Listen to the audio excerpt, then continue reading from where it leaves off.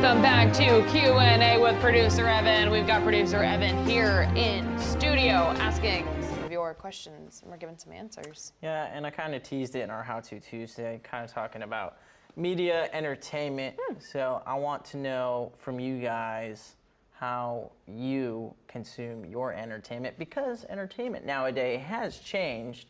And I don't think garbage TV was a big thing back in the day, but also it was a thing back in the day 20 years ago. But even now, media has changed with social media. I'm curious to know what you guys do for entertainment to get entertainment media. Yeah, like movies, TVs. Movies, TVs, what's going on with y'all? Well, I watch a lot of my shows on my laptop, right? My laptop and my phone at times too. I know a lot of new shows are coming out, but are your go-tos new shows or reruns? Because you can't just, back in the day, you couldn't just pick whatever episode of an old show you wanted to watch. That's a new luxury we have nowadays.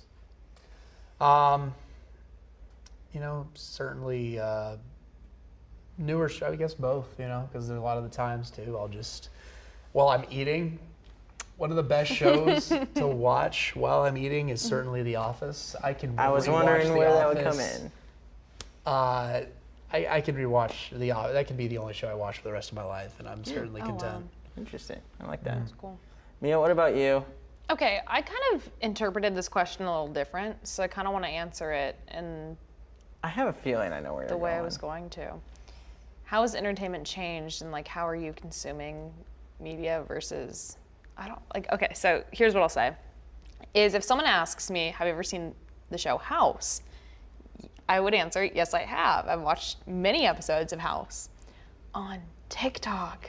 Unfortunately, I'm one of those people that gets so wrapped into it, and then I've watched several episodes. I've done that with House. I've done that with The Middle. I've certainly done that with Big Bang Theory. Hello. Mm-hmm.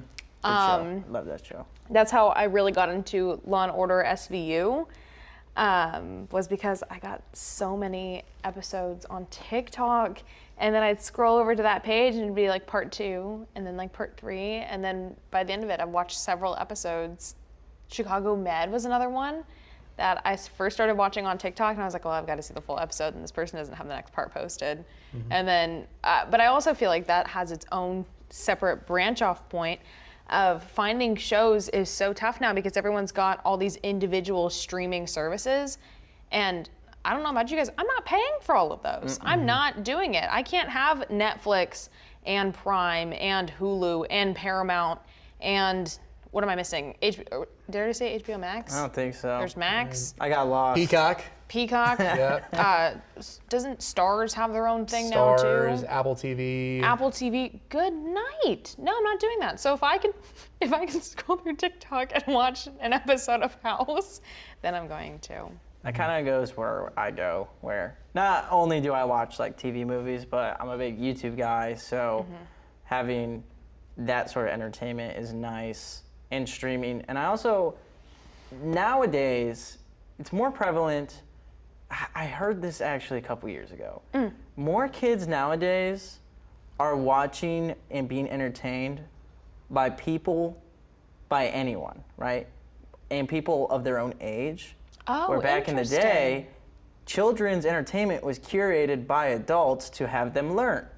Now children who don't have a curated, feeds or whatever, or can find anything they want, and a lot of them, that's why I talk about YouTube, is YouTube entertainment with just normal people around the world. Yeah, well, not professionals making educational series. The second you said that, it reminded me of, I don't know if he was #1 in the world or most viewed in the world, or who, but that kid that does unboxing videos of toys.